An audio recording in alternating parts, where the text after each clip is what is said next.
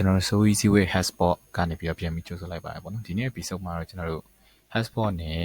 sales manager အနေနဲ့ပေါ့နော် HubSpot ကိုသုံးပြီးတော့မှကိုယ့်ရဲ့ sales team ရဲ့ performance ကိုဘယ်လိုမျိုး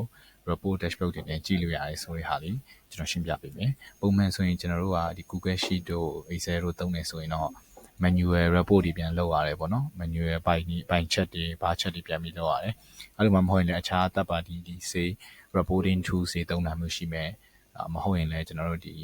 ကိုယ့်ရဲ့ setting ကိုပေါ့နော်ပြန်ပြီး manual reporting ခိုင်းတာရှိတယ်ပေါ့ဒါပေမဲ့ HubSpot CRM သုံးလိုက်မယ်ဆိုရင်တော့ဒီ reporting ကအရင်ကိုလွယ်ကူတော့မှဖြစ်ပါတယ်ကျွန်တော်တစ်ချက် sample လေးပြပေးမယ်ပေါ့နော် HubSpot မှာတစ်ခုကောင်းတာကတော့ဒီကို report လုပ်ချင်တဲ့ဟာတွေအားလုံးဒီပါ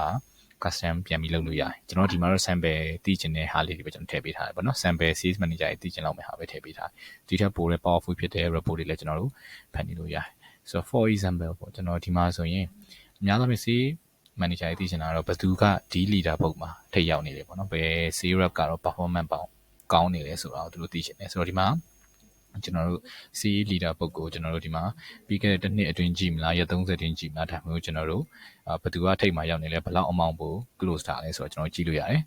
ပြီးတော့ရင်ကျွန်တော်တို့ဒီဘက်မှာ sales rep တွေ activity ပေါ့နော်ဒါကတော့ဘယ်သူကပို့ပြီးတော့ HubSpot ကိုအကျဉ်းကြီးများများအသုံးပြုနေလဲဆိုတဲ့ဟာမျိုးပေါ့ပြီးတော့ HubSpot နဲ့ပတ်သက်တဲ့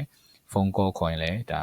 သူတို့ sales activity phone call ခေါ်နေလား sales email တွေပို့နေလား sales meeting တွေချိန်နေလားဆိုတာဒီမှာကြည့်လို့ရတယ်ဒါကတော့ activity ဘယ်သူကပုံများလဲဆိုတော့ leader book ပေါ့အဲ့ဒါဒီဘက်မှာတော့ကျွန်တော်တို့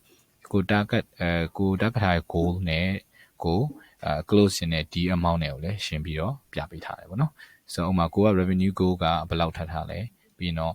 တကယ်ရတဲ့ဒီ amount ဘယ်လောက်လဲဆိုတာဒီမှာကြည့်လို့ရတယ်နောက်တစ်ခုကတော့ဒါကတော့ marketing team ရဲ့စကားပြန်ပြောလို့ရမယ်ဟာပေါ့နော်အဓိကတော့ sales qualifying lead တွေကိုဘယ် source တွေကရလဲပေါ့ဒီမှာဆိုရင်ကျွန်တော်တို့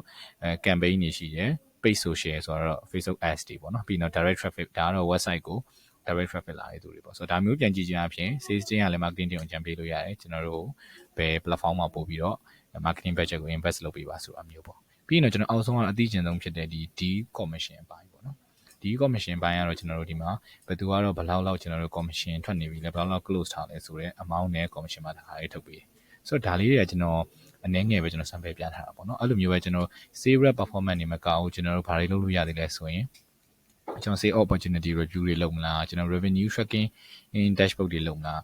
ဒါကတော့ကိုယ် sales manager တယောက်ရဲ့စိတ်ထဲမှာရှိတဲ့ဟာပုံမူတည်ပြီးကျွန်တော်တို့အများကြီးကျွန်တော်ဒါတွေဖန်တီးလို့ရတယ်ဆိုတော့ HubSpot နဲ့ဆိုရင်ဒီ sales reporting ကိစ္စ